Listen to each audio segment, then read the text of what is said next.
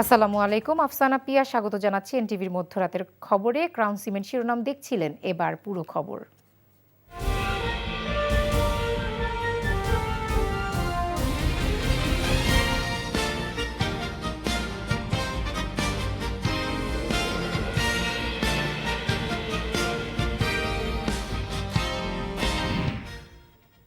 ত্রয়োদশ জাতীয় সংসদ নির্বাচনে নিরঙ্কুশ জয়ের পর সরকার গঠনে পুরো দমে প্রস্তুতি নিচ্ছে বাংলাদেশ জাতীয়তাবাদী দল বিএনপি।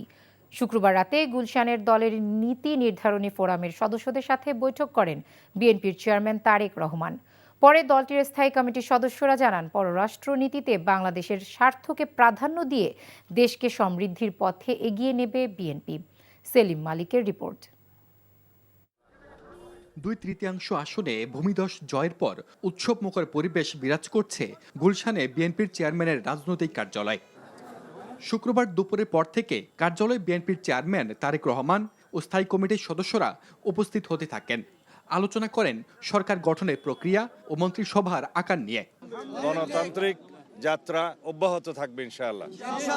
দেশের সকল রাষ্ট্র কাঠামোর গণতান্ত্রিক সংস্কার এবং সংবিধানের কাঙ্ক্ষিত গণতান্ত্রিক সংস্কার করা হবে, যেটা আমাদের 31 দফার উদ্দেশ্য ছিল, লক্ষ্য ছিল, এবং তার ভিত্তিতে আমরা আমাদের ইশতেহার প্রণয়ন করেছি।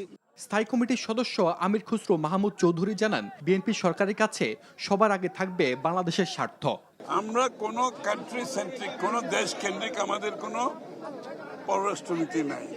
আমাদের পররাষ্ট্রনীতি সব দেশের সাথে, বাংলাদেশের মানুষের সাথে, বাংলাদেশের সাথে, এবং কোনো কান্ট্রি সেন্ট্রিক, কোনো দেশ কেন্দ্রিক আমাদের কোনো পররাষ্ট্রনীতি নাই। তারা জানান, আইনের শাসন প্রতিষ্ঠা, অর্থনৈতিক সমৃদ্ধি ও দুর্নীতি নির্মূলকে সর্বোচ্চ গুরুত্ব দেবে বিএনপি। সেলিম মালিক, এনটিভি নিউজ, ঢাকা। দ্রুত গেজেট প্রকাশের মাধ্যমে রোববারের মধ্যে নতুন সংসদ সদস্যদের শপথ গ্রহণ অনুষ্ঠিত হবে বলে আশা প্রকাশ করেছেন বিএনপি মহাসচিব মির্জা ফখরুল ইসলাম আলমগীর। আর নির্বাচন কমিশন সচিব আখতার আহমেদ জানান, দ্রুততম সময়ের মধ্যেই 297টি আসনের ফলাফলের গেজেট প্রকাশ হবে। এদিকে রাষ্ট্রপতি মনোনীত ব্যক্তি আগামী 16 ফেব্রুয়ারি নবনির্বাচিত সংসদ সদস্যদের শপথ পড়াবেন বলে জানা গেছে। নিয়ামুল আজিজ সাদেকের রিপোর্ট। মোটামুটি শান্তিপূর্ণভাবে সম্পন্ন হলো ত্রয়োদশ জাতীয় সংসদ নির্বাচনের মহাযজ্ঞ। নির্বাচনে 2/3 বেশি আসনে জয়ের মাধ্যমে বিএনপি সরকার গঠনের জন্য প্রস্তুত। একজন প্রার্থীর মৃত্যু ও নির্বাচনে 2 জন প্রার্থীর বিষয়ে আদালতের শুনানি থাকায় 297টি আসনে শিগগিরই গেজেট প্রকাশ করতে যাচ্ছে নির্বাচন কমিশন। শুক্রবার নির্বাচন কমিশন সচিব বলেন, নিয়ম অনুসারে গেজেট প্রকাশের প্রস্তুতি নিচ্ছে কমিশন। এবারের নির্বাচনে গণভোটে দ্বিগুণেরও বেশি ভোট পেয়ে সংস্কারের পক্ষে হাঁ বিজয়ী হয়েছে।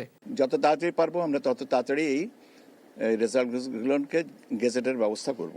পরিবর্তনের পক্ষে হাঁ ভোটে ভোট দিয়েছেন 4,74,429 জন, না 2,65,627,627। এদিকে ঠাকুরগাঁওয়ে বিএনপি মহাসচিব মির্জা ফখরুল ইসলাম আলমগীর বলেছেন, বিপুল বিজয়ের পর অন্তর্বর্তী সরকারের প্রতিশ্রুতি অনুসারে দ্রুততম সময়ে তারা শপথ গ্রহণে আশাবাদী। গণতান্ত্রিক অধিকারের জন্য, ভোটের অধিকারের জন্য, মুক্ত একটা সমাজের জন্য বিএনপি সবসময় লড়াই করেছে, এবং তারই যে বহিঃপ্রকাশ হচ্ছে জনগণের বিএনপির প্রতি ভালোবাসা, হচ্ছে এই ল্যান্ডস্লাইড ভিক্টরি। নির্বাচনের কারচুপি নিয়ে কেউ অভিযোগ করলে প্রমাণের দায়িত্ব তাদের বলে মনে করেন বিএনপির স্থায়ী কমিটির সদস্য নজরুল ইসলাম খান। মনে কষ্ট আছে তাদের, তারা বলতেই পারেন।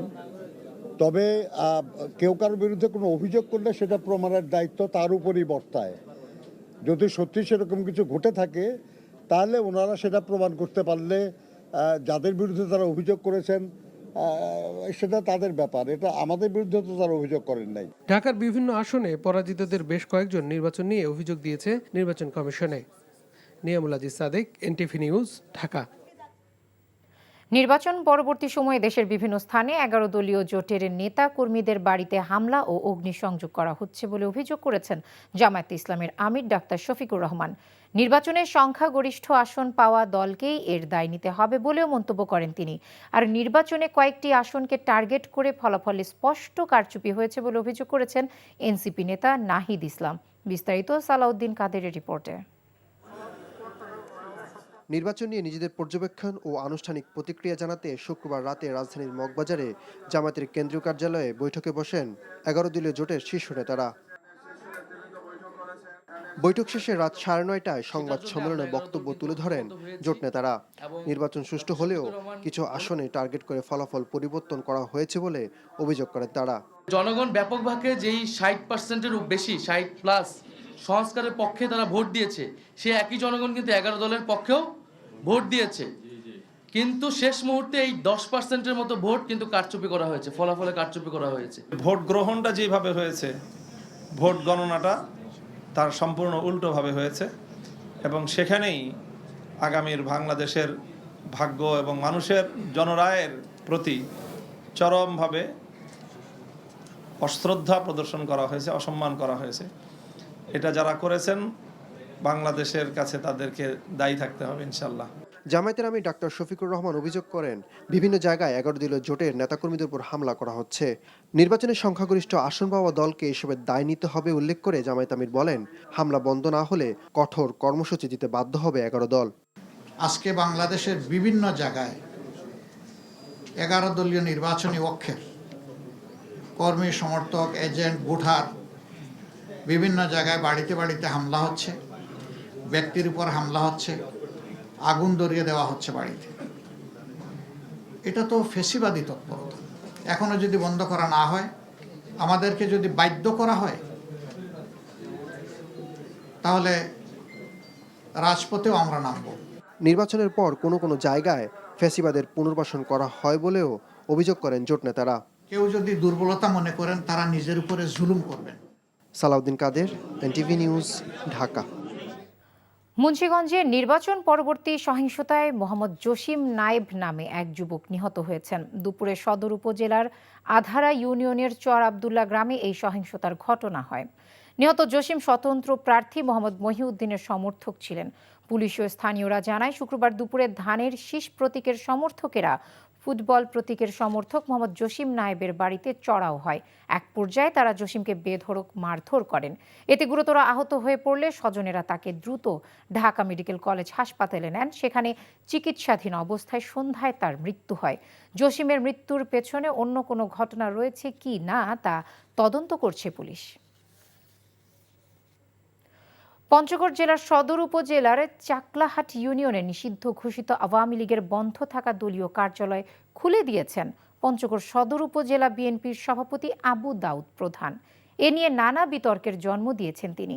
পঞ্চগড় 1 আসনে ধানের শীষের প্রার্থীর বিজয়ের পর শুক্রবার সকালে তিনি আওয়ামী লীগ নেতাকর্মীদের সাথে নিয়ে দলীয় কার্যালয়ের তালা খুলে দেন, এমন একটি ভিডিও সামাজিক যোগাযোগ মাধ্যমে ভাইরাল হয়।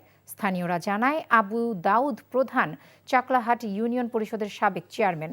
আগামীতে চেয়ারম্যান পদে নির্বাচনে স্থানীয় ভোটারদের আকৃষ্ট করতেই তিনি একক সিদ্ধান্তে এমনটি করেছেন। এ ঘটনায় বিক্ষুব্ধ স্থানীয় বিএনপি নেতাকর্মীরা বলছেন, নির্বাচনে জিতেই নিষিদ্ধ আওয়ামী লীগের পার্টি অফিস খুলে দেওয়ার উদ্যোগ নিন্দনীয়। ময়মনসিংহের হালুয়াঘাটে সুপারি চুরির অভিযোগে 9 বছরের এক শিশুকে ঘরে আটকে পিটিয়ে হত্যার অভিযোগ উঠেছে প্রতিবেশীর বিরুদ্ধে। স্থানীয়রা জানায়, কয়েকদিন আগে 9 বছর বয়সী শিশু ইমনের বিরুদ্ধে সুপারি চুরির অভিযোগ তোলেন প্রতিবেশী আতাহার আলী। পরে স্থানীয়ভাবে বিচার করে জরিমানা করা হয়। শুক্রবার সন্ধ্যায় শিশু ইমনকে আতাহার তার ঘরে ডেকে নিয়ে আটকে রেখে পিটিয়ে হত্যা করেন। পরে ঘটনা জানাজানি হলে আতাহার পালিয়ে যান। খবর পেয়ে পুলিশ ঘটনাস্থল পরিদর্শন করে মরদেহ উদ্ধার করে। ত্রয়োদশ জাতীয় সংসদ নির্বাচনে টাকার অপব্যবহার রোধে মোবাইল ফিনান্সিয়াল সার্ভিস এবং ইন্টারনেট ব্যাংকিং সেবার উপর আরোপিত বিধিনিষেধ তুলে নেওয়া হয়েছে। ফলে এখন থেকে বিকাশ, নগদ ও রকেটে সাধারণ সময়ের মতো স্বাভাবিক লেনদেন করতে আর কোনো বাধা নেই। বাংলাদেশ ব্যাংক জানিয়েছে, রাত 12টার পর থেকে এসব বিধিনিষেধ প্রত্যাহার করা হয়েছে। এর আগে নির্বাচনের নিরাপত্তা এবং অবৈধ অর্থের প্রবাহ ঠেকাতে গত রবিবার থেকে টানা 4 দিনের জন্য লেনদেন সীমিত করা হয়েছিল। ওই সময় গ্রাহকেরা ব্যক্তি থেকে ব্যক্তি লেনদেনে প্রতিবার 1000 টাকার বেশি পাঠাতে পারছিলেন না। এই ছিল মধ্যরাতের খবরে। এই খবরের ভিডিও সহ আপডেট জানতে ভিজিট করুন এনটিভি অনলাইন www.ntvbd.com। এছাড়াও এনটিভির জনপ্রিয় সব অনুষ্ঠান ও খবরের আপডেট জানতে ভিজিট করুন আমাদের ইউটিউব ও ভেরিফাইড ফেসবুক পেজ। ধন্যবাদ সবাইকে।